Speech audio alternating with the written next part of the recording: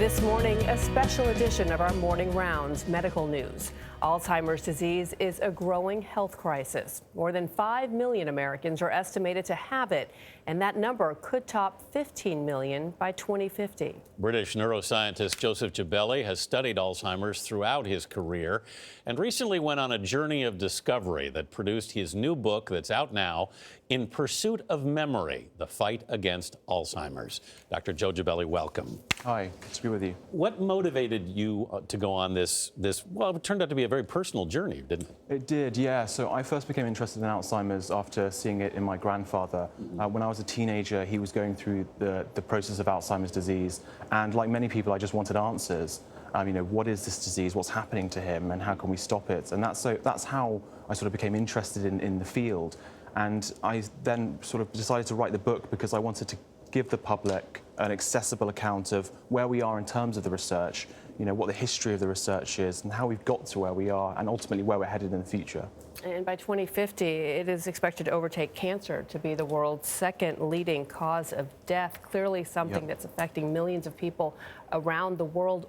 What is the difference between Alzheimer's and dementia? Sure. So dementia just describes the set of symptoms that you see in an Alzheimer's patient, such as memory loss, navigational loss, confusion, just problems in general thinking ability. But Alzheimer's describes the underlying disease process. So a good way to think of it is like saying, so if you say someone has dementia, it's like saying they have cancer without identifying which type of cancer they have. Yeah. So Alzheimer's is just a type of dementia in the same way that you have different types of cancer. You go back to the origins and through the history of Alzheimer's. How much has the attitude toward the disease changed over the years? Oh, massively, massively so. So, as I document in the book, we've gone from essentially fear and indifference to understanding and hope.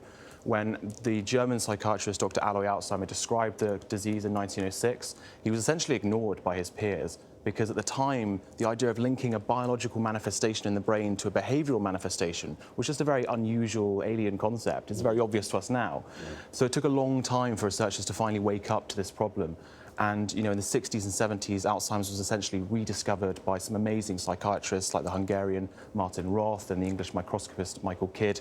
And since then, we've sort of had a reawakening about what Alzheimer's is and understanding that it is a disease process and it's something that will yield to science and reason in the same way that cancer will. And when you talk about early warning signs, you give examples of somebody misplacing their keys and being alarmed. Sure, and you say that's not what should alarm you. What should alarm you is if you don't remember what keys are for. Yeah, exactly.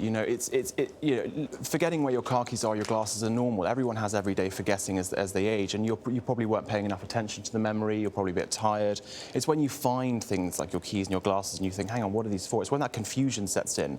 That's when it's a sign of something a bit more sinister and something that you should then really consider, going to see a doctor about. And loss of mobility is an early sign too, right? Yeah, exactly. Loss of navigation. Yeah, some really great research came out last year showing that that's actually one of the first signs, even maybe before memory loss itself, that loss of navigation, getting lost, might be one of the earliest signs. You talk about how we've moved from fear towards hope. How close are we to a breakthrough at this point?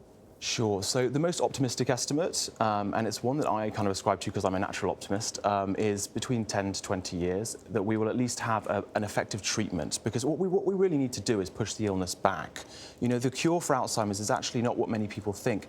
It'll be a treatment that just pushes it back. If we can push it back by a year, there'll be 9 million fewer cases of it by 2030. Wow. If we can push it back by 5 years, that will essentially halve the globe's 46 million sufferers of Alzheimer's disease. Yeah. So really, we just need to push it back, change the course of the disease itself so that a victim never has to experience any of the symptoms of the disease. And by pushing it back, you mean they will succumb to something else other than Alzheimer's? Yeah, so sort of die naturally of old age, They won't have to go through this devastating process in their final years. So what are we talking about? A vaccine, a cure, a treatment? Will this be a chronic treatment the way we treat, let's say, diabetes? Yeah, so it's seeming more and more now that it's going to be a treatment that has to be given very early.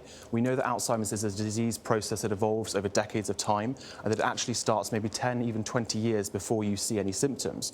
And so now scientists are looking for these very early telltale signs in things like spinal fluid, the blood, maybe even the eye, and trying to spot the disease in middle age and then give a patient a drug at that point Right. to divert the course of the disease entirely. Quickly, you went to Iceland, Colombia, and India to research this. What did you learn there? Yeah, I did travel far and wide for the book. I essentially learned that as a scientist, you really should leave no stone unturned. Yeah. Who would have thought that there's a population of people in Iceland who are genetically immune to Alzheimer's disease? Who would have thought that there are farming communities in India that have something in their lifestyle that protects them from Alzheimer's? Who would have thought that there are groups of patients in Colombia with early onset Alzheimer's that are helping shed light on the cause of Alzheimer's disease? So we really do need to widen the net in search of a cure because this is a much more complicated disease than we previously thought. And so I think as a scientist, that's what I took away from it, that we really should be searching everywhere. It's a fascinating book, In Pursuit of Memory, The Fight Against Alzheimer's. Joe Jebelli, thanks for being with us. Thank you.